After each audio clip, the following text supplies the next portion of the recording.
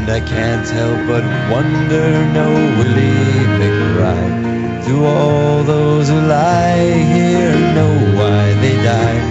Did you really believe them when they told you the cause? Did you really believe that this war would end wars? Well, the suffering, the sorrow, the glory, the shame, the killing and dying, it was all done in vain.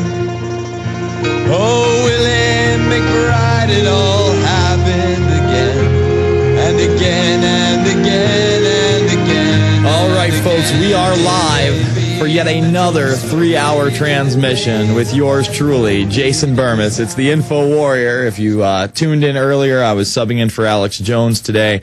I promised you some news updates. We have those right here. We're going to be blasting through those.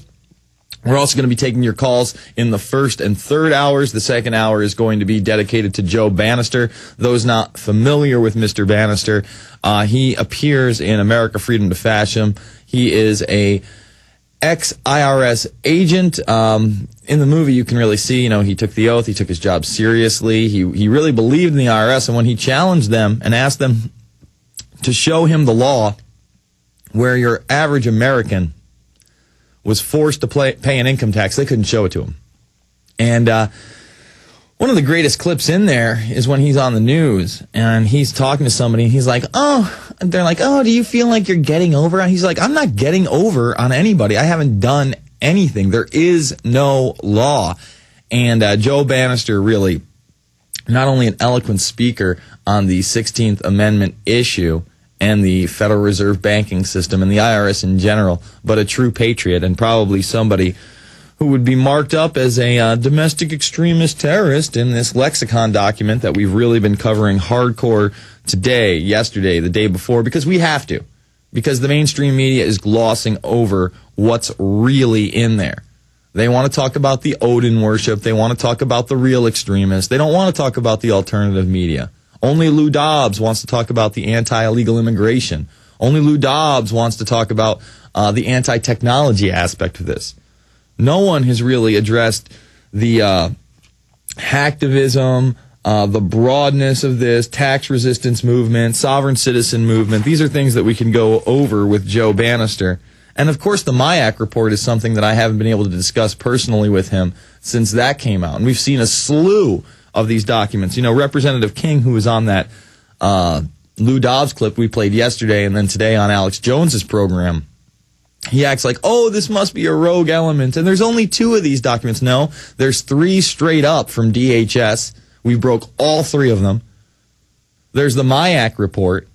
And there's tons of these documents all over the country. Remember, this lexicon document went into play in late March, and they're denying that it was ever authorized. That's ludicrous that this thing wasn't authorized. Of course, it was in the hands of many a people for at least a month, and somebody inside said, you know what?